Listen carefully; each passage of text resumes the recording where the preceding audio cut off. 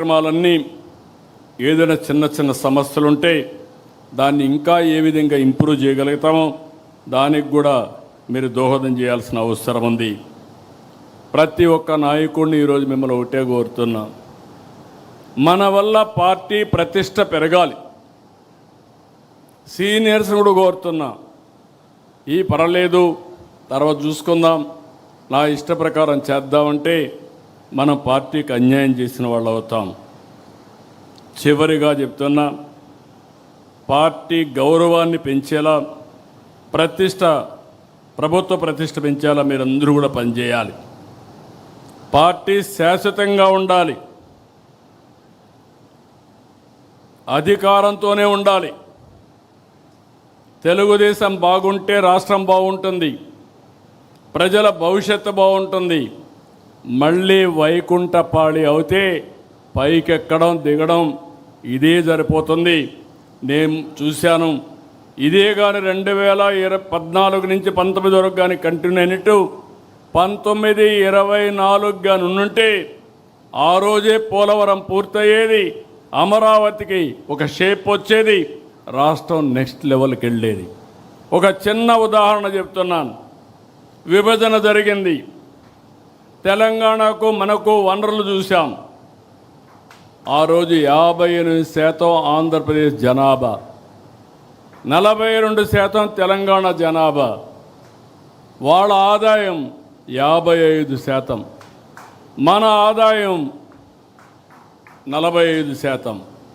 అక్కడి నుంచి మనం కష్టపడి 5 ఏళ్లలో చిన్న రాష్ట్రం, డెవలప్ అయిన రాష్ట్రం హైదరాబాద్ ఉంది, కానీ వాళ్ళకంటే 2% పెంచాం.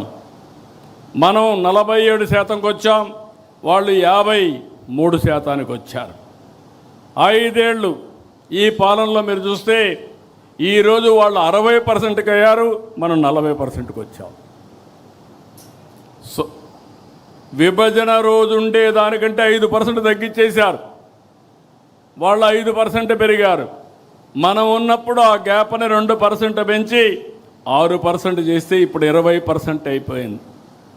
20% వనరుల్లో వాళ్లకు మనకు వ్యత్యాసం ఉందంటే ఒక ప్రభుత్వం యొక్క పరిపాలన, ఆ ప్రభుత్వం యొక్క విధ్వంసం, ఈ విషయాలు మీరు గుర్తుపెట్టుకోవాల్సిన అవసరం ఉంది.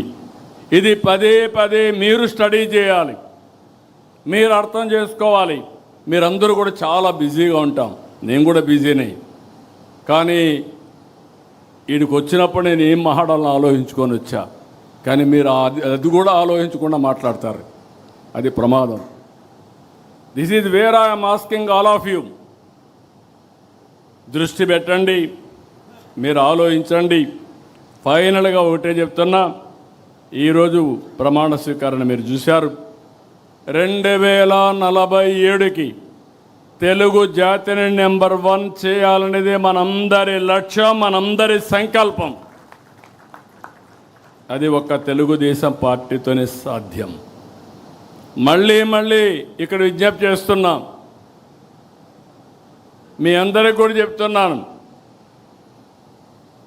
ఎవరికి కొంతమంది అడుగుతున్నారు, నా పర్మిషన్ లేకుండా పదవులు ఇవ్వకూడదని కూడా ఇంకా అలాంటి ఆలోచనలు ఉన్నాయి పార్టీలో. ఎవ్వరి పర్మిషన్ ఉండదు.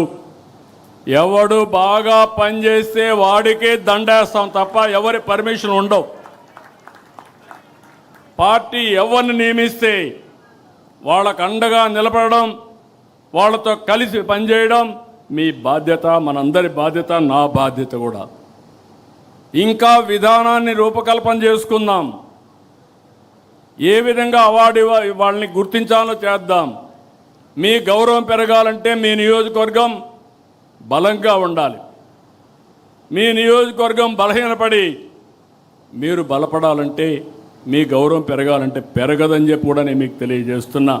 నేను బ్లంట్గానే చెప్తున్నా, ఈరోజు ఏమనుకోవద్దండి, మనసిప్పి మాట్లాడాలి.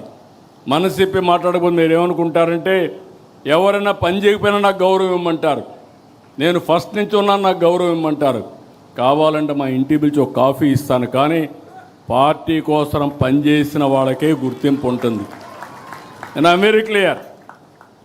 నా ఫ్రెండ్ అయినా లేకుండా నా ఇంట్లో దగ్గరగా ఉన్న రేపు ఎవరైనా సరే వేదిక పైన ఉండేవాళ్ళు కానీ కింద ఉండేవాళ్ళు కానీ అందరికీ ఒకటే రూల్ వర్తిస్తుంది. సమర్థత, పార్టీకి లాయల్టీ.